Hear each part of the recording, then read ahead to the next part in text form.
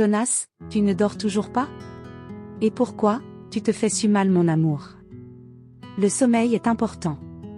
Tu dois te reposer. Sinon tu risques de tomber malade. Comment veux-tu que je dorme, Sarah? L'entreprise va fermer. On va tout perdre. Mon économie est en train de couler. Tu souhaites voir cette maison, ma voiture, tout s'écroule sous nos yeux. Je dois réfléchir à une solution. Arrête de t'inquiéter. Dieu est plus grand que ce problème. Philippiens 4 verset 6. Ne vous inquiétez de rien. Mais en toute chose faites connaître vos besoins à Dieu par des prières et des supplications, avec des actions de grâce.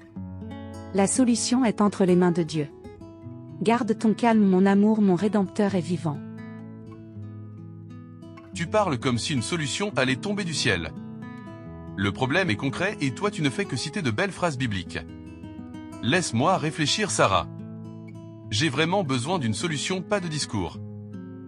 Justement, Jonas. Dieu est fidèle. As-tu prié? Non. Quand vas-tu finir de réfléchir? Par contre, si tu fais confiance à Dieu, tout rentrera dans l'ordre. Non. Je suis fatigué de prier. J'ai l'impression qu'il ne m'entend pas. On prie toujours, n'est-ce pas? Et maintenant regardez comment je suis assis à assister à l'effondrement de l'entreprise. Où est Dieu? Où était-il?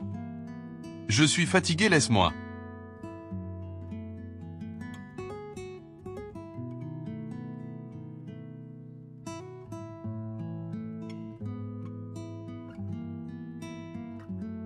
Vous semblez bien préoccupé, jeune homme. Brisé jusqu'au tréfonds. Tu as besoin de compagnie. Veux-tu parler? Vide-toi un peu. Vous n'imaginez même pas. J'ai tout essayé, mais tout s'écroule, j'ai prié et rien de plus. Je suis fatigué. Je connais ce sentiment. Vous savez, j'ai perdu mon entreprise il y a 20 ans. Veux-tu connaître mon histoire? Car rien n'est impossible à Dieu. Fais-lui confiance et il agira. Cette entreprise et vous l'avez récupérée? Si oui, donne-moi la formule. Parce que ce genre de problème, quand on est dedans, c'est dur de voir la main de Dieu. Non, mieux. J'ai trouvé une nouvelle mission. J'ai appris que Dieu enlève parfois pour mieux. Ce que tu vis n'est qu'une saison. Psaume 55 verset 22 dit, « Remets ton sort à l'Éternel, et il te soutiendra. »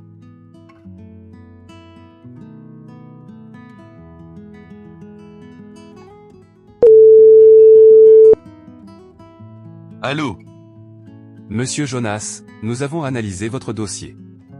Nous voulons investir dans votre entreprise. Un certain Daniel nous a parlé de vous. Nous croyons en votre projet. Je vais vous envoyer l'adresse, on vous attend. Et bienvenue dans notre équipe. Attendez. C'est une blague? Oh mon Dieu, quelle grâce! Merci. Merci. Merci à vous. Sarah. Sarah.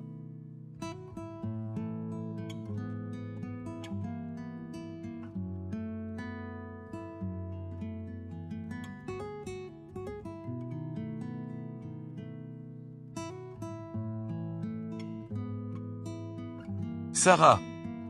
Dieu vient de répondre, waouh. Alléluia. Ma chérie, tu as eu raison. Tout vient d'entrer dans l'ordre. Dieu a répondu à tes prières. Allons le remercier ensemble. Waouh! Alléluia! Je te l'avais dit. Dieu est plus grand que tes problèmes. Maintenant, louons, chantons son honneur, car sa grâce est infinie. Alléluia! Alléluia! C'est l'Éternel qui est Dieu. Oui, c'est l'Éternel seul qui est Dieu. Il est bon et redoutable envers ses enfants.